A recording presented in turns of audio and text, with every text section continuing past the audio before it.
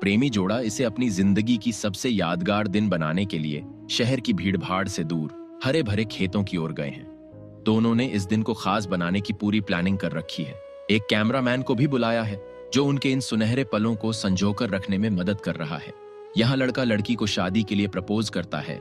लड़की ड्रामिक तरीके से रिएक्शन देकर हाँ कह देती है, लेकिन उनके किए कराए पर पानी फिर जाता है। दरअसल कैमरामैन सनलाइट की वजह से वीडियो निकाल ही नहीं पाता। लड़का उस पर काफी गुस्सा करता है और फिर वे इसे दोबारा शूट करते हैं। तभी एक किलर कैमरामैन को बड़ी बर्बरता से मार डालता है। इधर शूट खत्म करने के बाद वे दोबारा कैमरामैन को फोन करते हैं, ये जानने के लिए कि इस बार सब ठीक से रिकॉर्ड हुआ या नहीं। लेकिन तभी एक क्वारल हवा को चीरते हुए लड़के के सिर को भेद डालता है। ये देख लड़की जोर से चीखती है। अगले ही पल वो किलर उसे भी गोली मारता है, जो कि उसे भगाने के लिए था ताकि वो उसके साथ खेल सके। लड़की प्रयास करती है कि वो किसी तरह कार तक पहुंचकर यहां से निकल सके। कार तक पहुंच तो जाती है, लेकिन किलर उसको कार के अंदर घुसने तक का मौका नहीं देता। वो उस पर बार बार क्रॉसबो से हमला करता है, इसलिए लड़की खेतों की तरफ भाग निकलती है। ऐसा लग रहा है कि किलर उसे मारने से पहले थकाना चाहता है, एंजॉय कर करके मारना चाहता है। तभी लड़की भागते भागते खेतों में गिर जाती है। ये खेतों का इलाका दूर दूर तक फैला हुआ है। कहीं कोई दूसरा इंसान नजर नहीं आ रहा जिससे वो मदद मांग सके। तभी उसके बॉयफ्रेंड का फोन आता है। दरअसल वो किलर था जो फोन करके उसकी लोकेशन पता करने के लिए फोन किया था। लड़की डरी हुई है, फिर भी अपने भावनाओं पर कंट्रोल नहीं कर पाती। नॉनस्टॉप गाली बकने लगती है और उस किलर से कहती है, मैं इस दिन के लिए पूरी लाइफ सपने संजोती रही, लेकिन तुमने उसे मारकर सब गड़बड़ कर दी। तुमने गलत दुल्हन से पंगा ले लिया है। तभी किलर उसके पैरों में क्रॉसबो मारता है। लड़की चीखती है और उसे अपनी तरफ बढ़ते देख उठकर भागने लगती है। क्वारल उसके दाहिने पैर के आर पार हो चुका है, फिर भी वो रुक नहीं सकती। सामने एक वेयर हाउस है जहां पर वो जाकर छिपती, इससे पहले ही वहां मौजूद गार्ड उसे भगाने लगता है कि उसे समझाने की कोशिश करती है कि एक आदमी मारने के लिए उसके पीछे पड़ा है। इतने में वो किलर दरवाजा खोलकर अंदर आ जाता है। चाकू हाथ में लेते ही गार्ड सतर्क होकर उसे चाकू नीचे रखने के लिए कहता है। हालांकि वो उसकी एक नहीं सुनता, बल्कि चाकू थ्रो करके गार्ड को मार डालता है। उस चाकू पर दिल का निशान बना होता है, जो शायद किलर के पहचान छोड़ने का तरीका हो सकता है।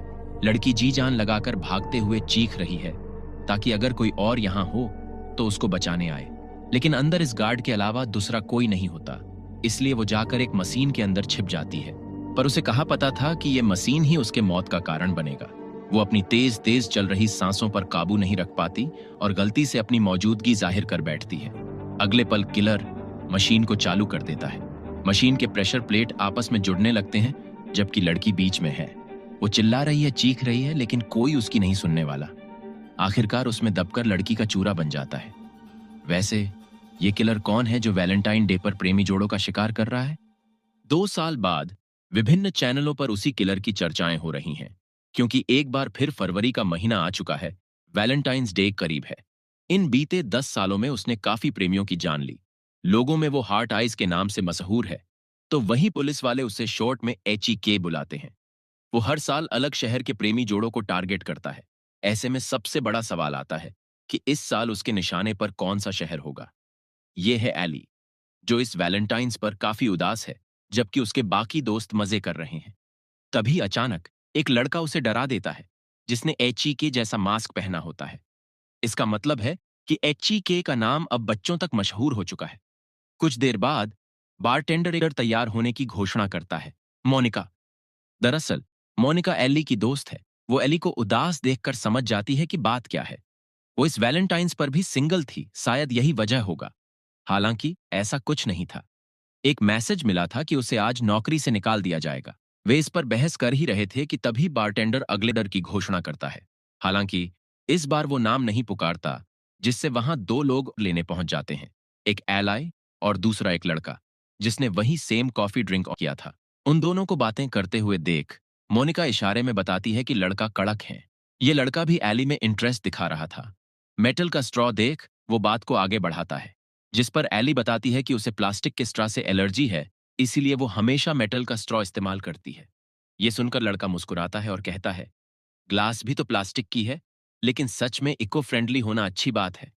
इन्हीं बातों के बीच एली के हाथ से शुगर का पैकेट नीचे गिर जाता है। उसे उठाने के चक्कर में दोनों के सिर टकरा जाते हैं। जिससे लड़के की नाक से खून बहने लगता है। एली तुरंत माफी मांगती है और वहां से भाग निकलती है। लड़का बेचारा बनकर ताकता रह जाता है।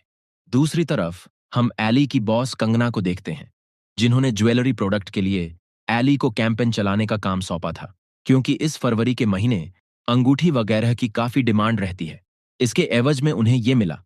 स्क्रीन पर उसके द्वारा चलाए गए कैंपेन का एड सबको दिखाया जाता है। असल में उसकी गलती ये थी कि उसने एड में कपल्स को मरते हुए दिखाया था।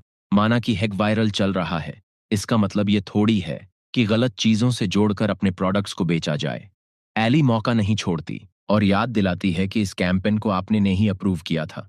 कंगना कहती है कि इसकी जानकार तुम हो, मैंने तुम पर भरोसा किया था। इस कैंपेन के चलते उनकी कंपनी क्रिस्टल कैन ज्वेलरी के ऊपर काफी नकारात्मक प्रभाव पड़े थे। यूजर्स का गुस्सा देखने लायक था। एक यूजर ने लिखा था, वाओ, प्रेमियों के मृत्यु से लाभ उठाकर अंगूठियां बेची जा रही हैं। इस प्रकार के सैकड़ों कमेंट थे। तभी एली के बचाव में मोनिका खड़ी होती है, लेकिन पानी सर से ऊपर निकल चुका था। कंगना एली को निकालने का फैसला कर चुकी थी। यहीं पर वो अपने नए एम्प्लॉय मिस्टर जे को सबसे इंट्रोड्यूस करती है। पता चला कि ये तो वही लड़का निकला जिसकी नाक 2 घंटे पहले एली ने तोड़ी थी। जे एक सफल फ्रीलांसर था, जिसे वायरल रोमांटिक कैंपेन्स के लिए सबसे कम उम्र में क्लियो पुरस्कार मिल चुका था। मतलब अब वो एली की जगह लेने वाला है। दूसरी तरफ हम सियाटल पुलिस के अधिकारी हॉब और जीनाइन शॉ को देखते हैं, जो घटनास्थल पर जांच पड़ताल करने पहुंच चुके हैं। वहां उन्हें एक अंगूठी मिलती है जिस पर जेस लिखा होता है। अनुमान लगाया जाता है कि ये अंगूठी विक्टिम की हो सकती है। अगले ही पल जब वे विक्टिम की बॉडी देखने गए तो वहां की हैवानियत देखकर दंग रह गए। यह किसी साधारण कातिल का काम बिल्कुल नहीं लग रहा था। तभी उन्हें वहां हार्ट आइज के फोटोग्राफ्स मिलते हैं। वहीं हार्ट के आकार में लकीर खींचकर उसके सेंटर में विक्टिम के दिल को सजाकर रखा गया था।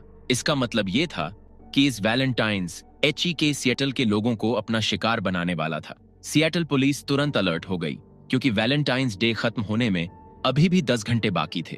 उधर एली को लग रहा था कि उसे नौकरी से निकाल दिया गया है, लेकिन ऐसा नहीं था। उसके कॉन्ट्रैक्ट में अभी भी 6 महीने शेष थे। कंगना ने फैसला कर लिया था कि इन 6 महीनों तक एली जे के अंडर काम करेगी और इस दौरान वे उससे इतना काम लेंगे कि पूरी तरह निचोड़ देंगे, फिर उसे बाहर करेंगे। और ये इसी वक्त से उस पर लागू होता है। उसके फैलाए रायते को कैसे साफ करना है, इस पर एली को आज रात ही जय के साथ मीटिंग करनी होगी। ये मीटिंग कल भी हो सकती थी, पर जय को आज रात ही अपने दोस्त की शादी अटेंड करने न्यूयॉर्क लौटना था। इसलिए वो शाम को एक रेस्टोरेंट में मिलने का प्लान किए। फिर शाम को मीटिंग खत्म कर रेस्टोरेंट से बाहर निकले ही थे, तभी एली को उसका एक्स दिखा। वो अपने गर्लफ्रेंड के साथ में हीरो बन रहा था, इसलिए एली उसे जलाने के लिए जय को किस कर लेती है। इसके बाद जय उसे घर तक छोड़ने जाता है। वहां पहुंचकर पता चला कि एली अपनी घर की चाबी ऑफिस में ही भूल आई। उसके कहने पर जय दरवाजे के कांच को तोड़ देता है, जिससे उसे चोट लग जाती है। एली तुरंत फर्स्ट एड किट लेने भागती है। जैसे ही वो अलमारी खोलती है, सामने हार्ट आइज दिखता है, जो उन्हें मारने के लिए अंदर छिपा था। डर के मारे वो चीख पड़ती है और उसे अलमारी के अंदर ही बंद करने की कोशिश करती है, लेकिन हार्ट आइज उसे लात मारकर दूर धकेल देता है। फिर वो क्रॉसबो से हमला करता है, लेकिन संयोगवश एली बच जाती है। इतने में जय उस पर टूट पड़ता है, पर उस खतरनाक किलर के सामने उसकी एक नहीं चलती। हार्ट आइज जय को बुरी तरह पीट देता है और फिर उसे मारने के लिए चाकू निकालता है। तभी एली उसके सिर पर जोरदार वार कर देती है। चोट लगने से वो कुछ देर के लिए लड़खड़ा जाता है और इसी का फायदा उठाकर जय और एली उसे कमरे में बंद कर देते हैं। उन्हें लगता है कि मामला शांत हो चुका है, मगर ये तो बस शुरुआत थी। आज रात हार्ट आइज की दहशत से पूरा सिएटल